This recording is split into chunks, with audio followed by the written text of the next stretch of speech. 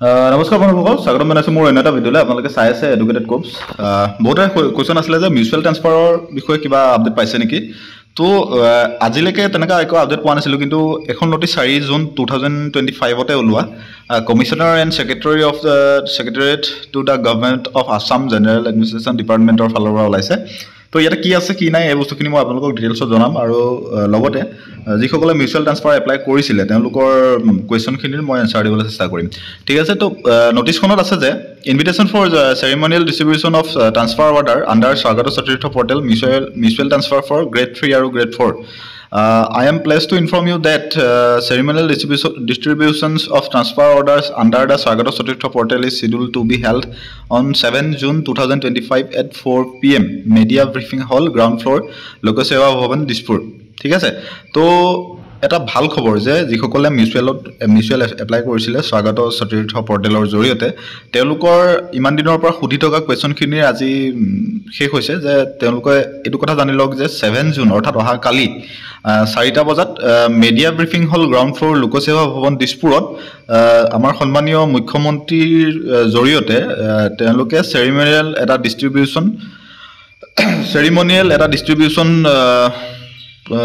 ডিষ্ট্ৰিবিউশ্যনৰ বাবে এখন মিটিঙৰ আয়োজন কৰিছে। তাতে প্ৰায় কেইজনমান ৰিপ্ৰেজেণ্টেটিভ মিউচুৱেল ট্ৰান্সফাৰৰ, সকলোকে মতা নাই, সকলোকে তাতে পচিবল নহ'ব। একেলগে 8,000 মানুহক বাই হেণ্ড মিউচুৱেলৰ জইনিং লেটাৰ দিয়াটো পচিবল নহয়। গতিকে কেইজনমান ৰিপ্ৰেজেণ্টেটিভ মাতিছে, ধৰক প্ৰতিটো ডিপাৰ্টমেণ্টৰ পৰা 2-3জনকৈ মাতিছে। তাতে চেৰিমনিয়েল এটা ডিষ্ট্ৰিবিউশ্যন হ'ব, আৰু ডেটটো মাৰ্ক কৰি লওক 7 জুন অৰ্থাৎ অহা কালি 4টা বজাত, আবেলি 4টা বজাত মিডিয়া ব্ৰিফিং হল, গ্ৰাউণ্ড ফ্ল'ৰ, লোকসেৱা ভৱন, দিছপুৰত। তো আপডেটটো বহুত বেছি জৰুৰী আছিলে, কাৰণ বহুতে সুধি আছিলে, বহুতৰে ফোন আহে যে মিউচুৱেল ট্ৰান্সফাৰৰ ওপৰত কিবা আপডেট পাইছা নেকি।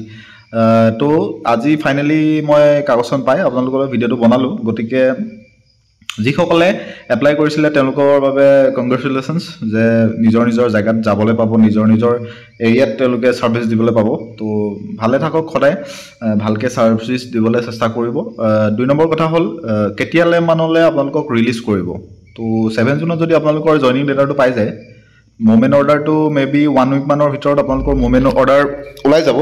তাৰপাছত আপোনালোকে তাৰ আগত কেইটামান বস্তু গুৰুত্ব দিব লাগিব, যে নিজৰ যিখিনি ছাৰ্ভিচ চিট আছে বা LPC হওক, লাষ্ট পে চাৰ্টিফিকেট, তো তেনেকুৱা কিছুমান বস্তু আপোনালোকে ৰেডি কৰি ৰাখিব, যাতে কিছুমানৰ ধৰক কোনোবা এটা এৰিয়াত গৈ আপুনি আপোনাৰ চেলাৰীটো হয় 200-300 কমিব পাৰে, ক'ৰবাত গৈ আপুনি কিবা এটা এলায়েন্সৰ কাৰণে 200-300 বাঢ়িব পাৰে। গতিকে সেইখিনি ক্ষেত্ৰত LPC বা ছাৰ্ভিচ চিট বা এনেকুৱা ধৰণৰ বস্তুবোৰৰ প্ৰয়োজন হ'ব। গতিকে যিমান পাৰে সেই বস্তুখিনি ৰেডি ৰাখিব আগতীয়াকৈ, তেতিয়া খুব সোনকালে আপোনালোকে জইন কৰি চেলাৰীৰ ক্ষেত্ৰত একো প্ৰব্লেম, নেক্সট মাহৰ যিটো চেলাৰী হ'ব তাত যাতে একো প্ৰব্লেম নহয়। গতিকে নিজৰ বস্তুখিনি আপোনালোকে ৰেডি কৰি ৰাখিব। তো ভাল খবৰ যে আজি মুখ্যমন্ত্ৰীয়ে যিটো 1 জুনত মে বি এটা লাইভৰ জৰিয়তে কৈছিলে যে 1 উইকৰ ভিতৰতে হৈ যাব বুলি। তো তেওঁৰ কথা ৰাখি 7 জুনৰ 4টা বজাৰ ভিতৰত আপোনালোকে নিজৰ জইনিং লেটাৰটো ট্ৰান্সফাৰৰ এই বস্তুটো আপোনালোকে অৰ্ডাৰটো পাই যাব। গতিকে সকলোৱে ৰেডি থাকক। কাইলৈ যিসকলক মাতিছে তেওঁলোকে যাব ভালদৰে, তাতে গৈ নিজৰ অৰ্ডাৰটো ল'ব। বাকী ভালে থাকক সকলো, নিজৰ জেগাত যাবলৈ ৰেডি থাকক, আৰু নিজৰ এৰিয়াত গৈ নিজৰ ভাল ছাৰ্ভিচ দিবলৈ চেষ্টা কৰিব। থেংক ইউ, বাই বাই সকলোকে, ওৱান্স এগেইন থেংক ইউ।